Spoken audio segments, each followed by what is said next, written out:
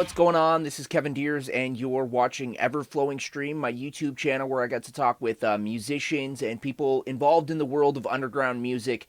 It's been an awesome year of building this channel and developing my skills as video editor and doing some video content. It's really cool. I come from the world of radio and podcasting, so it's been awesome to try and expand my skill craft and try and get another tool in my tool belt. So thank you very much for subscribing and commenting and watching my videos. It's been really cool to build this.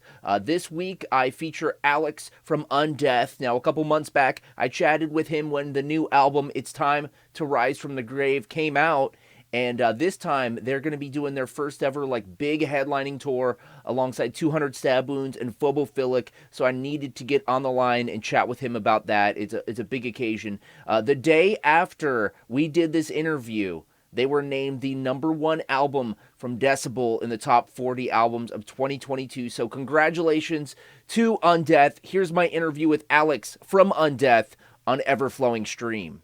All right now I'm talking with Alex from Undeath. They are going to be coming out on tour with 200 Stab Wounds, Enforced, Phobophilic. They have a huge show in LA, which is like gigantic. I might even have to go down to that. I'm homies with the Zabalba guys. It seems like it's cool that Nate is putting on this thing with Zabalba as the headliner and like all these incredible death metal bands. You can check it out on all the socials for SOS booking and whatnot. But the Seattle show is Thursday, December 8th at El Corazon. Again, it's Undeath, 200 Stab Wounds, Enforced, Phobophilic. It's Time to Rise from the Grave is out now. It's going to be topping a bunch of people's, best of the year lists, I bet. So how are you doing, man? Doing good, bro. It's been a very busy couple of weeks, but I'm chilling. How about yourself?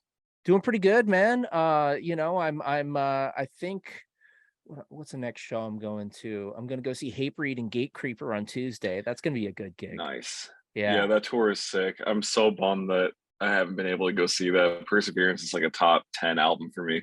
Yeah. Dude, is that your favorite Hatebreed? No, Satisfaction for sure. Yes. But I love Perseverance. I mean, that album is that was like a really monumental album in my upbringing. Absolutely, man. It was like, I think they like toured off of Satisfaction for like 5 years, which is unknown. And then they freaking came out on Universal with that record, and it was a total game changer. But we're not here to talk about Hatebreed. We're here to talk about your tour. Why not? Let's just hour-long Hatebreed chat here on Metal Shop. Your tour. So there's certain tours that when you look at it, you're like, oh, cool. That there's one band I want to see, and then a good mixture and whatever. But this one seems specifically curated by you guys. Like it seems like you guys, your chance to headline, and you chose your friends and bands you love. Is that true? That's 100% accurate. Yeah, we've been fortunate enough to do a lot of tours, and the support stuff is great. Like, we're just happy to be a part of like a bigger package and to try to like win new people over and stuff like that. I mean, that's what it's all about. But This is the first tour that we've ever done where we've been able to build it, ourselves, like you said, from the ground up. And from the very start, it was like, we want to have 200 Stab Wounds on it. We want to have Enforced on it. We want to have Phobophilic on it. And that's not just because they're all sick bands, because they are. It's because we know those guys. We've played with all those bands before, and we know that they're good people. Yeah. So when it came down to brass tacks, it was like, who's not only like sick bands to bring out, but who's going to be bands that we're going to have a great time with for 6.5 weeks on the road, So yeah, I'm beyond excited about the tour. 6.5 weeks. That's dope, man. And that's, it's going to be a winter tour, so you're going to be out there. Yeah, everybody's going to get sick. It's going to be awesome. Nice. Okay. So, like some of these interviews I listen to a lot of podcasts. I have a job in shipping. It's my day job. So I listen to a lot of podcasts, and sometimes people talk about, management comes in and they want X band to tour with X, and these new opportunities will come if you put this band on or whatever. Is there, when you guys decide like we're going to do a tour, are there people that are trying to vie to get their bands in, or how much of it is just like, nah, man, we're just going to do what we want? I think like for bands on our level, like I don't think Undeath is so big that people are clamoring to get on our tour. Okay. Like, okay. Just being humble here, but it's like there definitely was input from managers of bands when like Yeah, word got around that we were starting the tour to try to get their bands on it. But there were never any situations where like somebody was pitching us a band that we just didn't want to go out with. It was sure. always like we had the core lineup of us and Enforce and 200 and Phobo for a while, Yeah, and then people would pitch us bands to jump on for like a week here, a week there, and it was all bands that we wanted to tour with, but we just couldn't work it out logistically, you yeah. know. So I feel very lucky that the bands who wanted to be a part of this tour in any capacity were all bands that we really like. So that seems like a very good position to be in. Absolutely, man. And you're not in that exactly. You're not at that like point where like bands are like, they're doing like buy-ons, and stuff like that and No, throwing thousands of no. dollars at you. But you're at a point right now where people are like, oh shit, hell yeah, let's do it. So you're at a great point right now. So you come from like a very DIY, hardcore screamo metal world, like very DIY. You're at a level now where you're not like Guar or something, but you guys are, established, well loved. You guys have done a lot of touring. Um, for someone who's starting a band and they're starting to see a little bit of success, what would your advice be to like when a manager is needed? Are you, like, is there a breaking point where like a hardcore band or a metal band is like, what kind of advice would you give to a band that like, wants to do it themselves, but is starting to, see some success? It's a great question. I don't know if there is like a binary answer to that Yeah, because I don't think there's just like a universal point in which every band should take on a manager. I think it depends on the band. I mean, sure. we just announced a tour with Die Artist Murder today, Mhm. and they're self-managed. Their guitar, as Yeah. far as I understand it, one of their guitarists manages everything about the band, I think and Converge is that's like that too. Converge is also like that. Yeah, Yeah. there's plenty of bands like that that are huge that have lots of responsibilities who can somehow do it themselves. I mean, and that's great for them, but for us, I think we just kind of knew that the time was right to bring Yeah. on a manager when I just physically could not do everything myself anymore. Hmm. And it wasn't like a clear moment, but it was right around the time that we got offered the Black Dahlia murder tour. Yeah. And up until that point, it was like I had been shipping all the merch myself out of my Hmm. house. I had been making like 30 trips to the post office a week. That's not like a flex, like it sucked. And like, Yeah. running everything myself. And I was fine doing it. But all of a sudden, when we have this massive tour that we're doing, now I have to arrange like getting a month's worth of merch printed. Yep. Now I have to arrange like, buyouts and all this like tour managing stuff. And it just got to the point where I was like, I could theoretically do this myself, but I'm gonna fuck everything up. Yeah. And I just didn't want to be in that position. So Hmm. I emailed Steve from Prosthetic and I asked him if he knew anybody that was looking to take on bands, and thankfully he did. And the rest is history with our management, but who we're very happy with.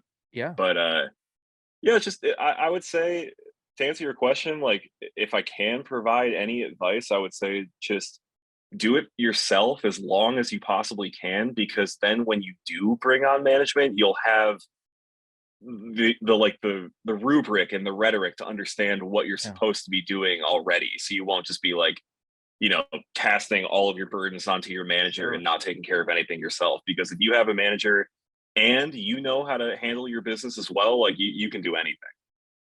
You have the infrastructure. I mean, coming from the DIY world of like, there's bands that literally call the VFW hall and book their own thing, make their own flyers, make their own t-shirts. You have that infrastructure, and then just adding someone else to it, it's just like, whoa, a superpower just got added when you could just do it yourselves anyways. But Right. it's just helpful to have someone else come in, and they're probably stoked too. Like, holy crap, these people aren't just relying on me to do everything. This is awesome. Yeah, and you can tell totally like when a band uh has got a manager like way too early, Sure. and they just never really learned how to like carry themselves as Yeah. individuals in a band. Like it's an attitude that's very easy to point out. And for us, it's like all of us, like all five of us, come from very DIY backgrounds. We've been doing this shit ourselves for years and years and years. So by the time we did end up biting the bullet and getting a manager, it's still like we do 40 to 50% of like the legwork in this band Yeah. ourselves. Like I'm constantly like I still run all of our social media pages myself. I'm still like shipping stuff out all the Hmm. time. I'm like talking to agents, I'm talking to like people for art, like, and yeah, our manager Colin, he does a ton of that stuff, Yeah. but it's like a partnership more than just one person taking over, which I'm grateful for. Something I think is really inspiring is to see these bands that, and you guys are specifically like one of these bands is there is a certain amount of success that's coming to you guys, and you guys are hustling and working for it. But knowing your guys' background and the fact that you guys are DIY, the fact that you guys have done all these bands that, weren't necessarily monetarily, successful, quote unquote. You didn't make a living off of these bands, is that even if you weren't popular right now, you guys would still be doing it because it speaks to your soul and it's what you want to do. Like it's just, Yeah, yeah, it's just that's how it is. yeah, and I appreciate that because that's definitely true. And I think a lot of, I mean, I definitely thought this way myself, but I know that a lot of people out there think like all of our problems are going to be solved once we get a manager and once we get a booking agent, and then like everything's just going to fall into our laps. But it's not like that. You have to continue to do most Mhm. of the legwork yourself, and it really just comes down to not like who's on your side and who's in your corner, but it comes down to how hard you're willing to work for yourself. And I think a lot of people assume that when these arbitrary things happen, they're just gonna like overnight become huge and massively successful. But you gotta work the entire time. Like it's a grind the whole time, no matter how many people you have like on your team, quote Yep. unquote. And you specifically are totally right about that. About like once you might think like, oh, things are going to get so much easier, but I mean, a manager is just going to get you new opportunities to be seen by other people, which means you got to play more, which means you got to, so it's like it might even be way more work once you get those people. But luckily, it pays off and stuff. And I was curious about are are are you at a point right now where this is your full-time thing, or do you have like a day job still, or like, is there is that a goal for you? Yeah, I mean, we're all trying to make the band our full-time source of income for sure. And I think Awesome. we're getting close. Like Sure. every tour that we do gets a little bit closer. But like when we're lucky enough that when we get off tour, like a big one, like a 6 week long one, Mhm. after all the expenses are paid for, like merch and the van and et cetera, all of us are able to come home with enough money to pay rent for a couple months, Awesome. which is great. Yeah. But I mean, eventually that dries up. So Sure. we all have like gigs that we Side do. hustles. Yeah. What's yours? Exactly. I have a couple. Okay. I do a lot of like writing on the side, so I Yeah. do a column for Metal Injection. Seen that. Yeah. I do like various pieces of like content writing for different organizations, I guess you could call it. It's all Yeah. like excruciatingly boring stuff. Um, I do that. I also like I'm after this tour is over, I'm probably going to start working in between tours at the hemp farm that my girlfriend works at. Very So cool. like, hopefully, Yeah. I think she's trying to get me in there. So I mean, that would just be fun. I think. But also, Yeah. yeah, I mean, like Matt, our drummer, he like is a substitute teacher. Tommy gives bass lessons. Kyle works at a brewery. Like Yep. we're not at the point yet where the band is the only source of income that we have, but we're all actively trying to get there.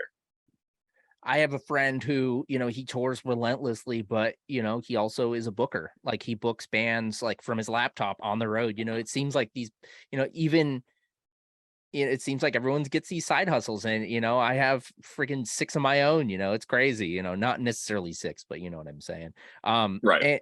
And uh, so I mean, that alone is really awesome. How has the metal injection thing been going, man? And that's something that I remember Trevor Strnad used to do, like a metal column. So you're kind of getting the torch passed to you about being the underground metal guy at Metal Injection. Yeah, I mean, he was definitely like the big inspiration behind finally like getting off my ass and doing it Yep. because I mean, I was a huge fan of his column, The Obituarist. Like Mhm. all of us were in on Death. That was kind of how, honestly, like his column was how a lot of people first discovered our band Yeah. because he highlighted us like really early on, which was great. And then I knew I had wanted to like get back into writing and doing it not just like for a purely like monetary way, like what I typically do, where I just do like freelance stuff. I wanted Sure. to actually write for pleasure again, which is something Yeah. I haven't done in many years.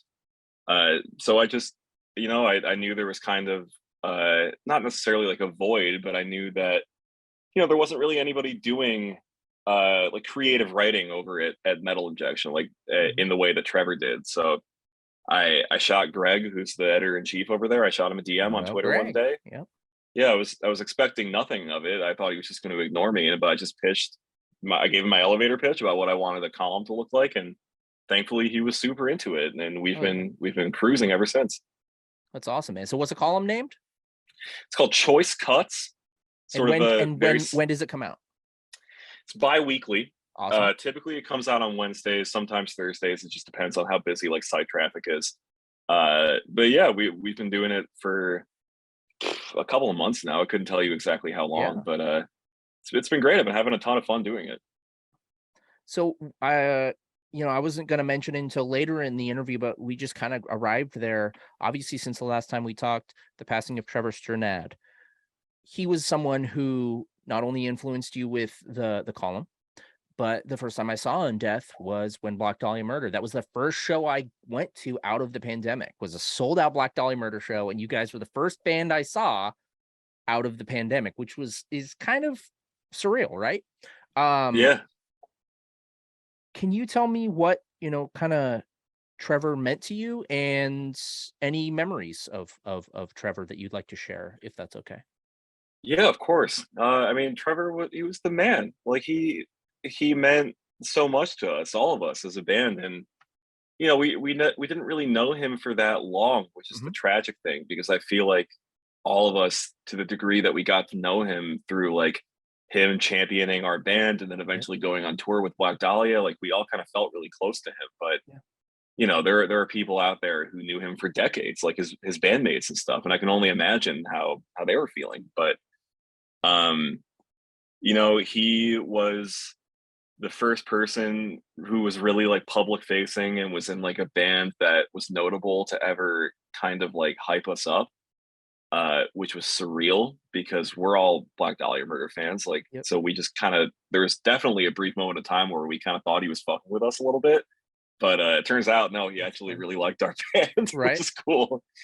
And then, yeah, getting to do that tour was incredible, man. Like, it was just like great vibes the whole time. And like the fact that there are so many other bands that they could have taken that had more road experience or any road experience and like any sort of like significant following like would have made sense, but Yeah.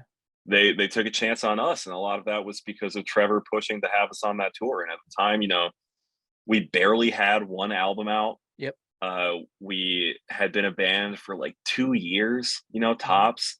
So it was a real risk for everybody involved to have this huge package tour that was really the first big one of the first big metal tours coming out of COVID, to have the first band that a lot of people were seeing be us. And it was essentially our first real tour. Mhm. Like when you kind of examine the logistics of all of that, it's like the balls on Trevor to really push for us to have Putting that you on. slot. It's Putting you on, it's man. that's like as real as it gets. And Mhm. I will always, always, always, like above all else, just hold him in like the utmost esteem for how hard he rode for the bands that he liked. And Absolutely.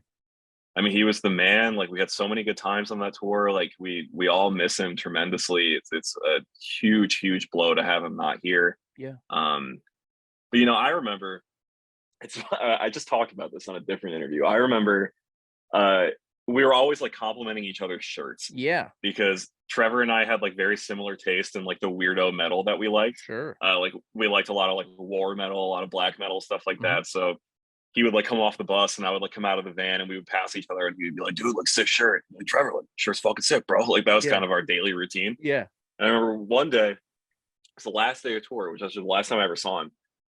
It was I was wearing a Bestial Putrefaction long sleeve, Okay. and they're like gore noise, like just totally inscrutable, like crazy band. And Trevor asked me who it was, and I told him like really early in the night.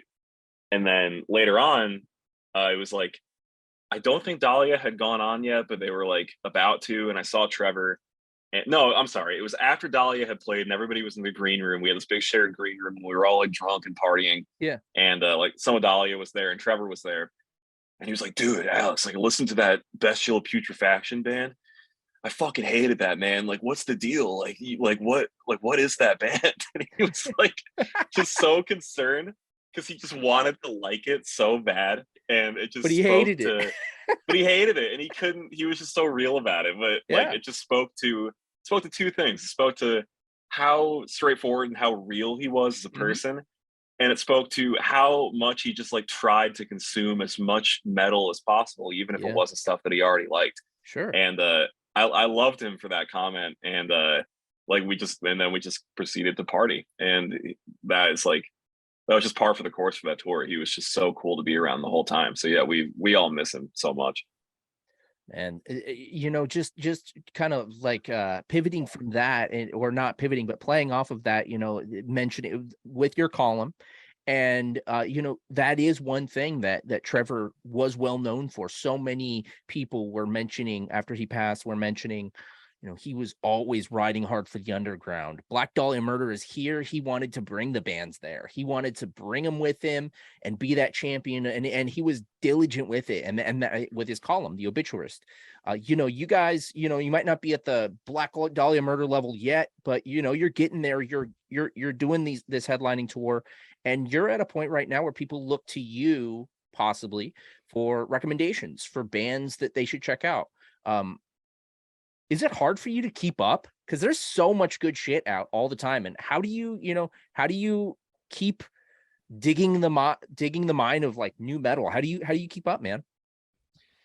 It's what I love to do. It's not hard for me because I've been obsessively listening to music since I was a kid. Yeah. And it's like my singular pursuit in my life has just been music. I've just wanted to be a part of it. And even though it is kind of like it's not a job, but it's like a routine thing now that I like recommend people bands on this Metal Injection column. It's like it's the same shit I've been doing since I was burning people mix CDs back in high school, or when I was like seeing people's shirts at shows and telling them like, oh, you like Opeth, like you should listen to Dark Tranquillity. It's like it's the same mindset. So it's like my radio show. It's exactly. I'm like, oh, you like Slipknot? You should check out, Soilwork or something like that. It's exactly. And it's like it's fun. I love doing it. I love recommending people music. I love just like seeing people get excited about liking one band and then discovering another band that sounds really similar that they've never heard of. That's like one of my biggest sources of joy in my life. It's great. And it's not hard to keep up with new bands because from the moment I wake up to the moment I go to bed, I'm like listening to music. And I make it a point to be a part of like Discords and be active on Twitter so that I can just like keep up with new bands that are coming out. And it's great. It's always very exciting to discover something out of the blue that just really moves you in a profound way. And I listen to so much music that I'm fortunate enough to have that experience all the time. I listen to this black metal project, Dressed in Streams, I think it's called. Dressed in, hang on, I gotta pull this name, make sure I don't fuck this up. This is going to be fascinating for your listeners to listen to me. Dresden Dolls right now. Is that what you're talking about? Dresden Dolls? Dresden Dolls. Dressed in Streams. Okay. They're just, I think it's a one-man band that's all about like Indian independence. Okay. And it's like a themed black metal project. But dude, like I discovered this band like 4 days ago, and I'm obsessed. Like this kind of thing happens all the time, you know. So I love music, and I love getting other people excited about music. That's what it's all about. And that's the beauty of 2022. You can be a professional metal nerd. I'm trying to get there. That's amazing. So someone that you're a part of this community, you're in a band that's killing it. You guys, but the thing is like with this, hyper ADD world that we're in with content and new releases and everything, it seems like bands have to constantly be, producing content or like, updating their fans and stuff. Does that ever get just overwhelming? You're just like, bruh, I just need to like not make my life content for like a couple days.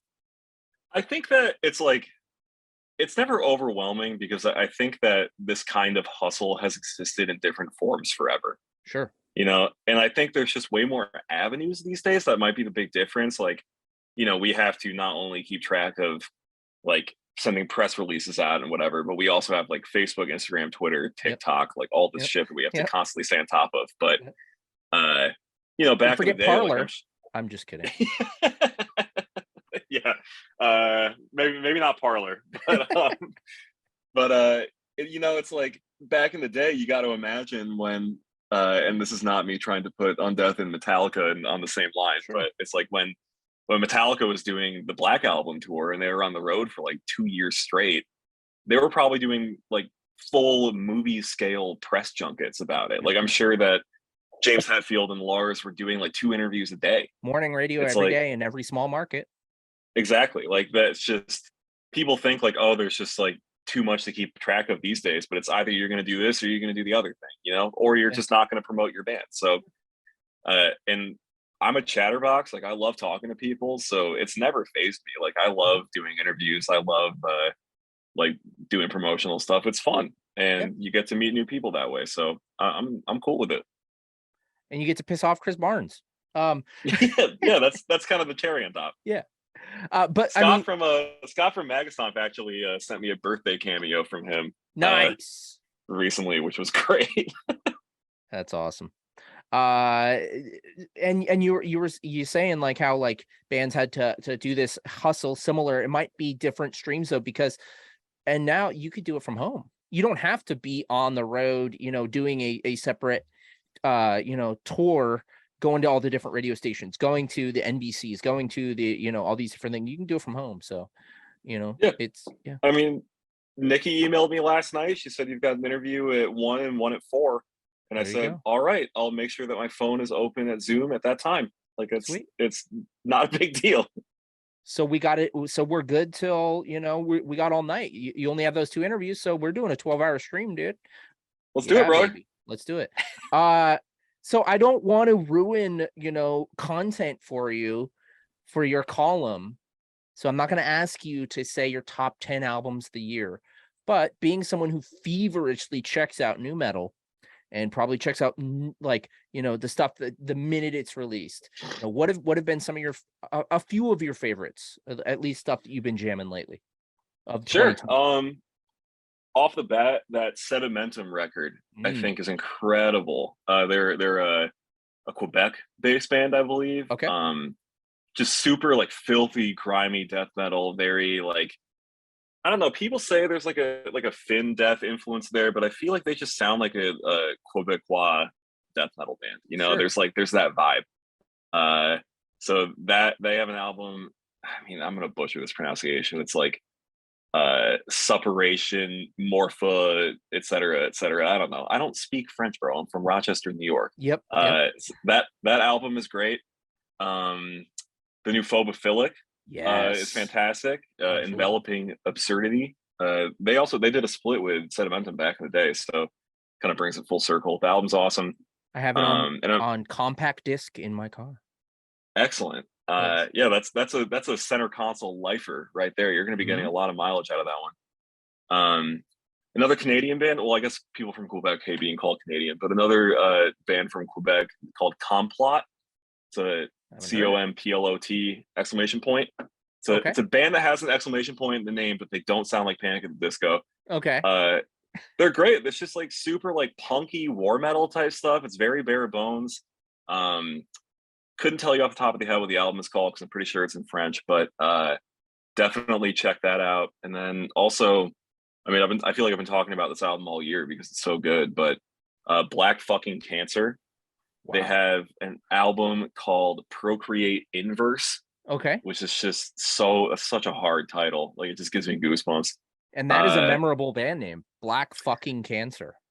Yeah, dude. I mean, if you have a naughty word in your band name, I'm probably going to check it out at least once. And they're great. They live up to the hype. I mean, again, it's just like crazy war metal, like black and death metal type stuff. Just amazing riffs, amazing vocals, like the whole Hell yeah. vibe, the whole delivery of the band is just exquisite. So all four of those albums are awesome. Killer. So now that we're talking about some albums you dig and some recommendations, so I've listened to a ton of your interviews in the past. I don't remember exactly who. I think it might have been Ace from Forum of Passion. You talked a little bit about like your love of screamo music, and when I'm saying screamo, I want anyone who's listening on via the metal radio show not to just be like, oh my god, and cringe, because there is such a difference between what will just be thrown out there as screamo, like a Taking Back Sunday, and the kind of stuff I'm talking about that Alex is digging, or played in and stuff like that. So for someone who's like completely averse to that just because of what the mainstream has called screamo, what are a couple bands that you would throw out there, just be like, no, check this out, this is the real shit? Yeah, that's a great question. Orchid is like number one. Yep. You have to listen to Orchid. They were a band from Massachusetts. Orchid Chaos is Me. That's like the Old and New Testament of screamo music. Like you have to listen to that album. They also have splits and 7-inches and EPs and stuff. It's all worth checking out. It's all on Spotify too, so it's streaming. That's most important. Beyond that, people are going to tell you to listen to a band called Saetia. It's a Saetia. Yep. Personally, not a huge fan, but they are like an important band in the history of screamo, so definitely check them out just for some context. Like more personal recommendations though, beyond Orchid, a band called Funeral Diner. Yeah, I have one of those called CDs. Yeah, is it The Underdark? I don't know. It's like a dark red with cursive writing with black and white picture on it, like a black and white drawing. That could be like 8,000 different screamo records. But yeah, it's Funeral Diner. I don't know. I got it. Yeah, it was like a promo from a record store I worked at. So. Oh, very cool. Yeah, they're an awesome band. Funeral Diner. Off Minor is a great one too. Okay. I actually think Off Minor shared members with Saetia, if I'm not mistaken. Maybe it was a drummer or something like that. And then who else? I mean, there's like more modern ones too. Like Ostraka. I don't think they're still around, but they were from Virginia. They were a cool band. Infant Island. They're also from Virginia. I mean, Virginia has like a really that's like kind of the wellspring of a lot of American screamo music.